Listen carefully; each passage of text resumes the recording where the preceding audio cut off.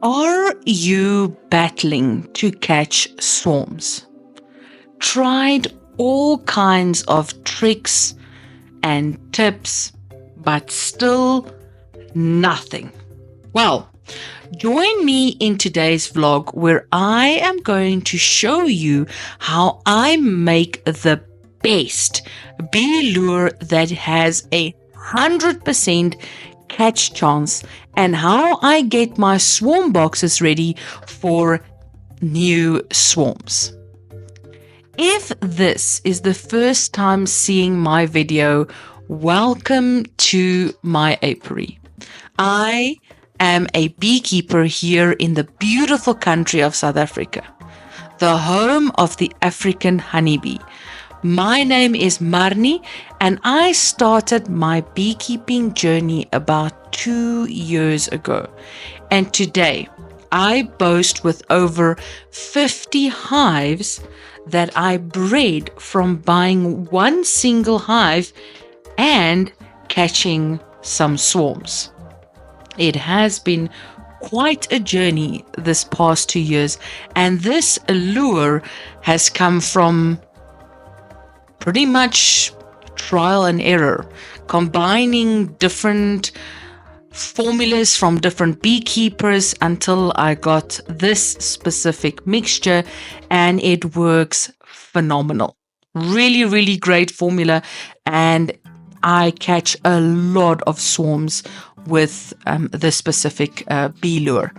So making a bee lure works best if you use the resources the bees are already accustomed to.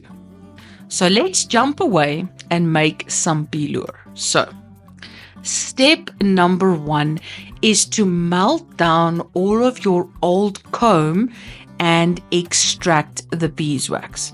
Now, if you are sitting here and saying, Marnie, I don't even have one hive. I have no comb. I don't have old comb. Don't worry. As we go through the process at the end, I'm going to give you guys a way that you can adapt the recipe for people that don't have old comb. So I'm going to give you a recipe that you can just buy some beeswax from the shop and how you can use that to make the exact same lure, and it works just as well. Okay. Now, you need to grab an old pot or a kettle. Now, this is a disclaimer, guys. I'm serious when I say this. Beeswax is highly, highly flammable. So while you are working with it, please take all the precautions that you need for your safety and for the safety of the people in your home. Beeswax is really, it really gets hot and it can burn you as well. So please take all the precautions that you need to take. If you are working on an open flame, make sure that it doesn't boil over, and just keep an eye on it to make sure that you do not put yourself or anyone around you into harm's way, because working with beeswax is and can be dangerous sometimes if it does boil over, or some of it messes on the actual stove. So you're going to grab an old pot or a kettle. Now, I prefer to use this old pot of mine. This is a pot that I've been using for quite a while. She's really old because this is going to get really messy. And again, guys, please be careful, as beeswax is flammable and can catch on fire. Now, put some cold water into your pot and bring it to a boil. Now, you don't want it to be rapidly boiling. You just rather want it to simmer. In the beginning, if it does get to a rapid boil, just turn down the heat a little bit so that it starts to simmer before you start adding the old wax comb. As soon as the water is ready, you can then start placing the comb inside of the pot and let it melt down. Just give it its time, guys. Don't rush the process. Let the wax slowly melt down. Keep adding the pieces until you have enough in the pot. Now, with the old comb that I'm using here, I am not getting tons of beeswax from it. So this is really, really old comb. It's dried out, but this is the perfect beeswax and comb for making bee lure. So although you don't get all of the beeswax from it, you do get to make this juicy bee lure that you can use in your swarm boxes to catch a lot of swarms. And I'm serious when I say this, guys, you can catch a lot of swarms. All of my catch boxes I put out every year with this inside, I come back with bees. Now, I would suggest that you use the comb that is really old. It is black. It is dried out. It's the type of comb that nobody really wants. But trust me, a new colony of bees or a swarm, they love the smell. Now, lightly strain all the bees. So as you're cooking it down, you will see in the pot now that there's a lot of bees, little pieces of bees and old larvae, dead larvae and stuff inside. So you need to strain all of this out. So you need to make sure that you extract this. You can see here, I'm just using a small little sieve that I scoop into the pot, and then I just shake it about to get most of the pieces, but try to retain as much of the water. All right, so make sure that you boil it for a while so that it gets like a really, really thick mixture. It doesn't. You're gonna thicken it later on, but for now, the goal is just to boil out as much of the comb and the honey and the bee pollen that is inside of the wax. Okay, so that is the goal right now. The idea now is to reduce the water until the mixture becomes like a paste. Now remember, this is still some old. Remember, inside of here, there is still some old honey in the comb. So that is what you're going to use to thicken it up. Now, what I do sometimes, instead of just using the honey, I like to put in at least 1 or 2 cups of sugar with it, just to thicken it up nicely, because sometimes you don't always have enough honey in the comb for it to thicken up nicely. Then just adding a cup or 2 of sugar with the mixture really helps it to thicken up, and it helps it to get nice and sticky, because you want this to be really, really sticky.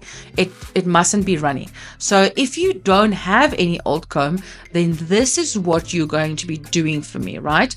You're going to go and buy yourself a small block of wax from your local beekeeper. If you do know a beekeeper, ask him or her if you can just have some old comb from them. If they don't have, just get 1 or 2 pieces of wax from them, and you're going to take that wax and you're going to put it in the water, right? Then you're going to do the exact same thing that we did. You're going to put a little bit of water in, put your beeswax blocks inside, and let it start to melt. Once it's melted, you're now going to add some honey into it. Now, I would suggest maybe adding 2 or 3 teaspoons of honey, and then also maybe adding some sugar into it, maybe a cup or 2 cups of sugar, and then let it simmer and become like a thick syrup. The nice thing about the mixtures, as the longer you cook it, the syrup actually will start to crystallize and it will start to turn black. That is exactly what you want. You want that thick syrup paste here. You guys can see now in the video that my paste is like thick. If I put the spoon into it and I lift it off, it barely drips off the spoon. It needs to be nice and thick. But I need to put out a disclaimer here as well, guys. When you do this and you already have some bees, make sure to close everything. Bees absolutely love this thing. Whenever I do this mixture, I do it at night because I will have my entire house full of bees. These bees are absolutely crazy about this mixture. So when your mixture looks like this, when it is nice and thick, and you've created this thick syrup, then you have created the best bee lure in the world. Nothing has ever worked better. I don't use the lemongrass and all those funny things. I literally just use this. Now, I would normally rub this paste on the inside of the box. So I will put some on the lid of my catch box. I'll put a little bit, I'll take like a spoon and I'll just rub it along the sides. I will show you guys now how I do one of my catch boxes, but so far I've had swarms in all of the boxes that I put out. I even get swarms coming into boxes that I've put out for swarms for the previous year. Once I've caught them, I will transfer them to a standard box, and I still get bees coming in and loving it. So I think the bees love just the mixture that it is, the wax and the honey, and it smells like home. It's like one of those things, when you're buying a new house, they say it smells like home. Now, since I've made a fresh batch, let's coat some catch boxes and get them ready to go out. We are in the beginning of spring here in South Africa, so it is the best time to get your catch boxes out and to get ready to catch some swarms. Now, another thing, guys, is do not fill the box with frames. Now, this is just some extra input that I have learned over the years of doing beekeeping. I do not put a full box of frames in. I normally only place 2 frames inside, and I was taught this by my mentor, and he said to me that whenever bees goes and looks for a new home, they are looking for space. Now, if you fill this space with all these frames, it looks overcrowded. Imagine us now, when you go looking for a new home, like when you're going out, you're looking at the home empty. And the reason why we look at the home empty is because we want to look at the potential, where we can put our furniture. We want to look at the space and see if there's enough space for us to fill in this area. And I believe it is the exact same thing with bees. They are looking for space. So if they come flying in there and it's full of frames and everything is so packed tightly, they are going to turn around and say, no, whoa. This is too packed. There's only a little bit of space for us to build. I don't think that this is a really good home. And they will rather than, go and look for another pass. They will rather go and look for another space. So they'll pass on your box. So this is just my experience, guys. You can do what you want.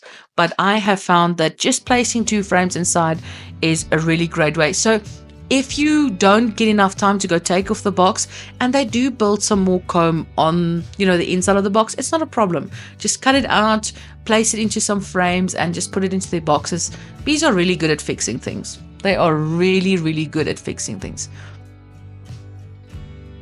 The apiary really has the most beautiful thorn trees, but they are so overgrown and covered with old dead branches.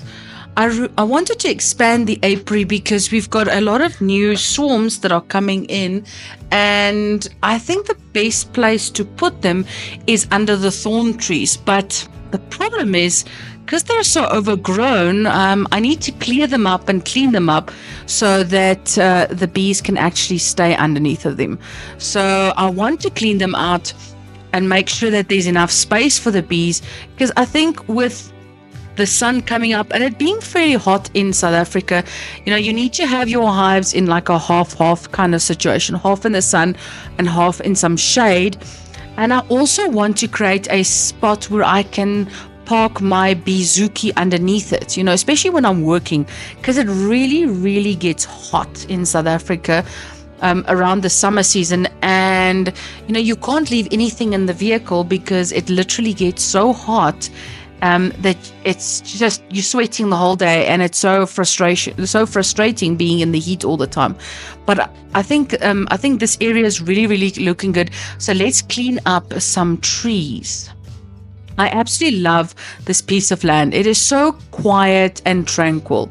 It has the perfect sunrises and sunsets, and my bees have never been happier. Although I have to deal with some monkeys and some moles, now and then I have to deal with some ants, but not as much as normally. Other than that, it is such an amazing space. I'm so thankful that I have this beautiful little piece of land here in South Africa. It is such a beautiful place, and although it's overgrown, it's not, the land is still very naked or organic, as I would put it. It's such a beautiful area to have my bees in, and there's a lot of trees and flowering plants around this area, so it's such a great space for them. And I'm so sure that the bees that are moving out of my medical yard is going to love moving into this space. I think the space that we are clearing for them is going to be such a nice space for them. Now, I want to give you guys an important tip here. When you are putting your bees or bee boxes underneath a tree, this is a very important tip, and I find a lot of beginner beekeepers make this mistake. I've also made this mistake, and that's why I want to point it out, and hopefully this can save you a couple of colonies. Make sure that when you put your bee boxes underneath these trees, that the tree is nicely cleared out and that there are no branches that are falling or branches that are touching your hives. Because when you place them under the trees, obviously the ants trails up and down the trees. So if anything touches your hive, you have literally created a bridge for the ants to get to your beehives. And bees, being the amazing creatures that they are, if they get too much agitation from ants, they will actually leave everything there for the ants, which is so ironic because they sting us to protect their hives, but yet when the ants bug them, they just leave everything there for them. So it's quite an interesting thought. But make sure that you clear all the dead branches and do regular inspections to ensure that no branches have fallen onto your hives. Because anywhere that a branch is leaning against your hive, or it might have, broken off from the tree, but it's still connected to the tree and it touches your hive, that is a ramp, and you're going to get ants coming up and down because ants love honey and they're going to chase your bees for it. Wow, this space is really looking so amazing right now. Now it's time to get the stands up and get a nice spot for the bee boxes that are coming in. I've got so many hives that I've split that I need to bring into this area. So this is going to be such an exciting time. I'm sure that these hives are really going to enjoy this new spot we've created. I think they're going to be so happy here, and I'm so sure that they're going to enjoy living here, and they're going to make us lots and lots of honey. Because for all my subscribers out there, guys, yes, my website is live. You can check out all of my products on the website, and I have done it, guys. I have done it. I have made my first beekeeping course, but there's a kicker to this course. It is online. It is learn as you please type of setup, which means you get the program and you learn at your own speed and at your own time. But I've also included a nice Q&A session after every single section, because I think testing your knowledge is not to tell you where you've gone wrong, but to understand, where you need to pay more attention to. Because I think the thing with beekeeping is most of my mistakes came from things that I did learn, but I didn't quite fully understand. And because I didn't understand it properly, I ended up making a lot more mistakes and losing colonies due to that. So that is why I created this beekeeping course. But this course was done with a mindset. I think I used the mindset of what would I want to be told if I'm a beginner beekeeper, if I'm just starting out, what is the advice and what is the training I would have liked to have gotten when I started? And that is exactly what I have put into this beekeeping course for you guys. Is I have taken all of my learnings, all of the small little things that you don't normally find in a course, I've put into mine. And for the moment, it is still free. I'm still going to keep it for free until the end of October. But after that, I am going to be charging for it because it is really worth that much. I've already had some students go through it and they are just so amazed by it. They enjoyed it so much. So if you are still looking for a free beekeeping course, it is still going to be available until the end of October. I am open to taking some feedback on it, but at the end of October, 1st of November, it will officially be a paid course. And then I will be running my queen rearing series where I will be educating some of the beekeepers on how to do queen rearing. So guys, if you are interested in some of our products, please check out the website. Guys, if you enjoyed the video, please give it a thumbs up. It really helps my channel, as well as subscribe. If you enjoyed the video and it was something that you feel that, has added some value to your life, please feel free to subscribe and also drop some comments. Ask questions, or maybe just, drop some of the pictures of your bee adventures. I love connecting with fellow beekeepers, homesteaders, health enthusiasts, and just, sharing recipes, sharing bee knowledge, and just sharing our experiences with each other. So I read every single comment. I reply to every single comment that I find. So yeah, please feel free to do that, guys. And thank you for supporting my journey. I mean, thank you so much for taking the time to watch this video. You know, I'm really honored and I'm thankful that you took the time to be here and to support me. It really gives me such a warm feeling in the bottom of my heart. So for every single person out there that is watching my video and you found some nugget from it, I really appreciate it. May you guys have an awesome and a blessed day. And guys, as always, may you have a bee-rific day, and I will see you in the next video. Bye.